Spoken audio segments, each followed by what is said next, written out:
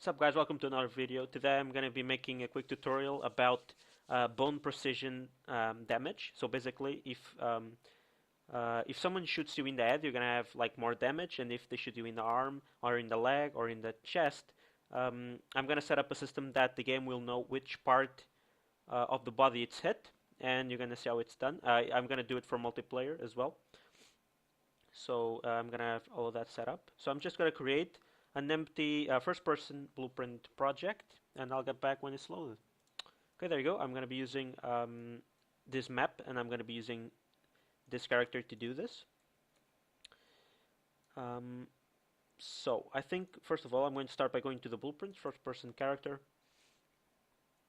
and I'm going to need to delete the projectile, because I'm just going to explain this real quick. I'm going to do this for multiplayer, right? If you're making a multiplayer game, and you want like bone precision damage, you do not want to use projectiles. Projectiles normally use physics, and physics replication for multiplayer has differences. For example, if you have like bandwidth overload, it can become imprecise, and it might not work.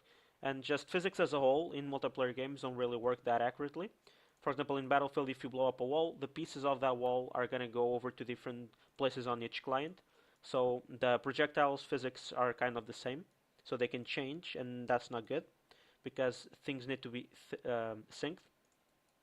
So I'm just going to go ahead and delete everything over here on the projectile fire. I'm just going to leave the fire event up because we're going to be using that. I'm just going to delete this stuff for VR. I'm not going to be using that. And I'm just going to leave the gun and the mesh and that stuff. So if you compile now, you're going to get an error. That is because there's something over in the construction script you need to delete. Or not. Oh, okay, it's over here. So this top comment, delete everything inside it. And you can also delete the VR orientation and position, because you're not going to be using that. You can leave the rest, it's not a problem. Compile and save, no errors. So now I'm going to be teaching you how to fire the weapon using a line trace. And but I'm going to need to create something to damage, so I can explain that part. So I'm going to do, I'm going to use the same kind of type of actor, but I'm going to create, I'm going to create a new one. It's better than replicating. Just go ahead and create a new blueprint class called actor, and I'm just going to do a target dummy. I'm going to call it that, and make sure you go into class defaults and replicate this to make it replicated for multiplayer. And I'm going to add a static mesh. Make sure this is set to block all. There you go. And the static mesh, I'm just going to add a cube, and I'm just going to scale it over here. So just drag it in. This is going to be our target. I'm going to press end to snap it to the ground. And I'm just going to scale it to make just like a plate that we can shoot at. Like that. Add a little bit of size. There you go. Now if you can go ahead and play, no other window. Right now nothing's gonna happen, and the weapon disappeared for some reason. No, it doesn't really matter because I'm not going to be using any kind of animations or stuff. I'm just going to explain the mathematic behind it. Well, not really mathematic, but you get it. So when we press, first of all, let's create a new custom event. Client underscore fire line trace. And this logic is going to be made on the client side, because we don't want to be replicating line traces when we don't hit anything. So if you fire at the sky or something, that is not going to matter. You do not want to replicate that part. So let's go ahead and call that here. We only want to replicate this if we actually cause damage or any kind of, something that we want to be replicated to all the other players. So go to this event and drag a line trace by channel. This one. And I'm going to be using the center of our camera. So the line trace is going to fire for the center of our character forward. So I'm going to go ahead, drag from over here, and get the actor location or world location. Oh, fuck, okay. I'm going to get the forward vector. The force vector is basically where is this camera pointing at, and it's going to give me a vector with 1 unit length on that direction. So that's why I'm going to multiply this by a float, so we can pick up that direction and multiply it by the distance of our shot. Over here is where you will apply the range of your weapon. So I'm just gonna hard code something over here really huge, so just a random number. This is in centimeters, so you know it's pretty far. And now that you got both of these, you just need to do a plus vector. So you want to fire in that direction with this length, but you want to fire it from the location of the camera. So just connect both of these vectors together like this, and connect this into the end. And the start is simply the world location of the camera. And just so you can see this in action, you can go to draw debug type for duration. And now if you actually play and shoot, you're going to see that the line trace is going to be to the center of the camera. You can see that it's not exactly aligned with the crosshairs. That's because the crosshairs is not exactly at the center of the screen. Because of DPI issues, the size of the window, you can see that the distance, differentiates. That's not the point over here. So now we can fire a line trace that will hit stuff. So let's go ahead and break this hit result. And this is going to be where every information that we want we're going to get. So we're going to get every kind of output, if it actually hits something, if it overlaps, whatever it's got hit, the time that took. Okay, you can read it from the time that you fired it to the impact, the distance of the line trace, the location, the impact point is basically the same thing. The normal, so which normal direction was what got hit. So if you got like a wall doing a 45 angle degree, you're gonna get the normal of that wall, like pointing up 45 degrees basically. The impact normal is basically the same. Which physical material it hit. It's important when you replicate sounds or special effects. Use this to detect if you hit the ground, the wall, etc. So, the different kind of materials. The hit actor, it will give you the actor as a whole that got hit. You can use this to apply the damage or to cast to it, so you can access to its functions. This is the component of the actor, and this is the bone name. Now, this bone name is going to be what I'm going to be using. Because we want to know which bone got hit. And I just realized a cube not going to work. I'm going to need to actually use a character. So I'm going to show you something. I don't know if you actually know that you can do this. If you go over here into add new, you can add a new feature or content pack. Let's go ahead and add the third person so you get our character over here. You can click on that project. It's basically instant. So I'm going to be using the third person character as a dummy. Not the first, the third person. Let's go back into our content, open up the third person BP, blueprints, third person character. You can go ahead and delete the dummy. We're not going to use that. And now we got a full rigged mesh where we got bones that you can hit and be identified as that. So I'm going to go ahead and open up this character. We're going to need to do some stuff over here. You can delete everything inside it, just because we're not going to use it. You can delete the camera and the camera boom. We don't need anything else. So now let's go into the hit bone name. And let's do, I believe it's a switch on name. No, it's not. Okay.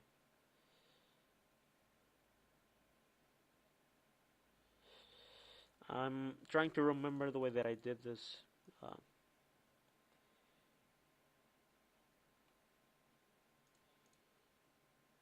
Okay, it's not a switch, it's a select, I think.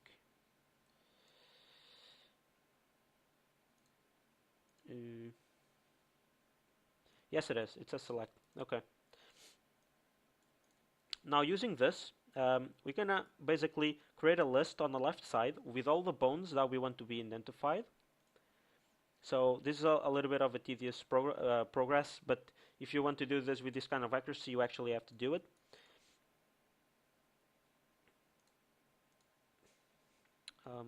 Okay, so let's do it. So now we're going to need to go into the hit actor, and let's go ahead and cast to whatever is the the class that we want to apply damage to. In this case, it's going to be the third person character that we just imported. Okay, never mind that. You can basically drag from the edit actor, cast to third person character, whatever is the class of the character that you want to damage. And from over here, you can call a function that already comes with Unreal. So it's the damage system that comes with Unreal. You can go ahead and apply damage.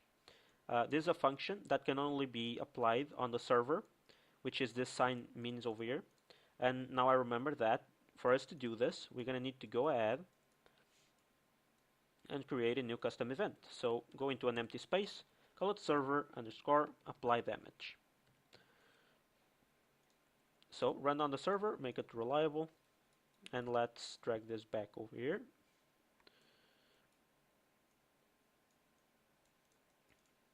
So the damage vector is which actor you want to cause damage. The base damage is a value of the damage that you want to apply. The event instigator is a controller that was responsible for causing the damage. The damage causer is the actor that caused the damage. So you can use the controller or the actor itself to identify who caused the damage. And this is the damage type class if you have different ones. I'm just going to leave it at default, it's fine. This is more like to create explosion types of damage or environmental or whatever. I'm going to leave it like this. So now go up here, drag from over here, and call server apply damage. Now you got to say who do we want to damage. Is going to be the actor that we cast it to. And the base damage is going to come from over here. So drag from the return value of the select or not. Okay, let me go and do a select like that.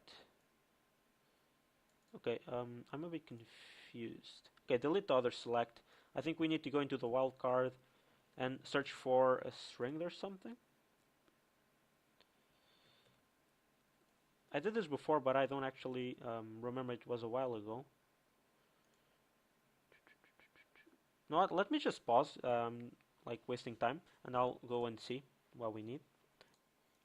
Okay guys, so I've been looking around and now I remember how did I do it the last time. Actually did not use a select node. I'm going to use the more classic way like using branches, so you can go ahead and delete that. But before I go into making that system, I want to show you something about the itbone name. So I'm going to drag from it and I'm going to print a string. So from this execution pen, I cannot speak today. Drag a print string from over here and connect the itbone name. So I'm going to show you the different bones that are going to get hit. But right now it's not going to work as it is, because if you fire at it, you're not going to get anything. Because you can see that the line trace is going through the character. So we're going to need to go into the third person character to fix that. Let's go into the third person capsule component. And let's go back here into the collision. You're going to see that you're using the collision presets of a pawn, and that we are ignoring visibility and blocking camera. So let's go into our mesh, the mesh itself.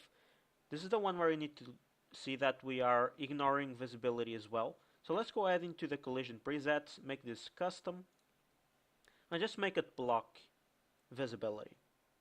So if you now compile and save, go to the first person character, you can see that in our line trace by channel node, you can see that the trace channel that we are using for this line trace is actually visibility and not camera. So this is going to go through the capsule component and is going to hit the skeletal mesh itself, and then it's going to return our name, the bone that it hits. So if I fire, you can see that I'm now hitting the spine, and then the head, and then spine 1, and then the pelvis, and then the thigh right and left and the calf, and it actually goes down to the foot. So you can see that this is a very, very accurate hit detection system. So it actually detects the end, each part of the arm and legs, the head, each part of the chest. So it's very, very accurate. But now it comes a little bit of a boring part. Let's go into the third person character, go into the mesh. Let's hit this little browse so we can go straight into the skeleton. Double click this open. Now you're gonna have all the bone names, and you can see that the pelvis appeared, the spines appeared, the upper arms, the lower arms appeared, and the ends, and then the same thing for the right side, and the same thing for the legs, the thigh, the calf, and the foot. These little bones don't appear because they are kind of hidden behind the others. But now the boring part is we're gonna have to go over here and decide. Let me delete the print string. Decide well, what damage to apply. We want to do that based on the bone that we hit. We're just gonna have to do double equals none. So let's start with the pelvis. Now I'm gonna have to do a branch, and if this is true, we're gonna call this function. Let's connect this up. Just gonna drag it a little bit lower like that and put this closer. And now you are the one that decide the amount of damage. So I'm gonna say this is gonna be 20. Now I'm gonna go and do the spine underscore 01, and you can check on these names to make sure that you are spelling them right. So the pelvis, spine underscore 01, etc. And you need to do all those names that appeared over here in the left on the print string. You need to cover them all and basically do this. So now you create another branch, drag from the false, Control C, Control V, connect to the true, connect the target, the damage actor actually. And now you decide the damage that you want to apply. Also remember to connect the branch. Now for the spine, I'm gonna want to make, I don't know, 50 damage. I'm just gonna do another one. Double equals, I'm gonna do the head. I'm gonna do a branch. Connect the false. And you can like double click the line to create a reroute node, so you don't need to be connecting up here all the time. And I'm gonna go and add 100 damage, so it kills the person. And then the false, I'm gonna need to create another one. If you don't have anything more, like when we finish all the bone names, you have like an equal for each bone name, and you do the system, then you're gonna reach the end. The false is gonna go the damage that is going to be applied if it doesn't eat any of the bones that you listed over here. If you cover all the bones, this is just gonna be 0 damage. So that's what I'm gonna do. And now I'm gonna show you how to actually work with this apply damage. So we have apply damage, but what happened with this? Well, this is going to call another function called any damage or received any damage that is gonna be called on the target that you set on the damage actor. So in this case, it's the third person character. Let's go into the event graph and call any damage. Event any damage. And now remember these pins that we had over here, the damage actor, the base damage, etc. Now we have the correspondence. The damage type, it was there. Instigated by is the controller, and the damage causer is the actor that caused the damage. It's the same kind of inputs. Now it's where we would have the health. So I'm just going to create it just so you can see how to do it. If this for multiplayer, replicate it, make it a float. Default 100. And I'm going to go into the health. I'm going to subtract the damage from the health. And then I'm going to set the health. And then I'm just going to print a string of the health so I can actually see the logic working.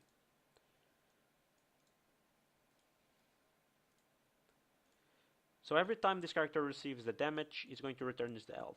So if I hit the arm, it's not going to show anything. Wait, it's not going to show. Okay. Wait. This will execute every time we call every damage. Am I not calling this when it's 0 as well?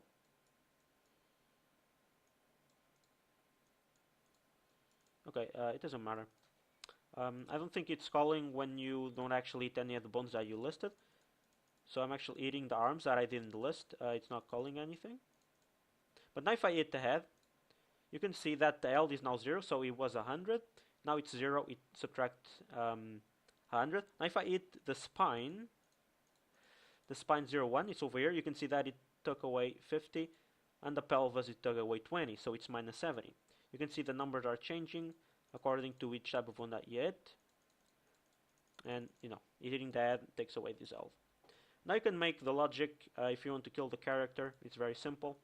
Instead of having the print string, you just do, well, if this is smaller or equal to 0.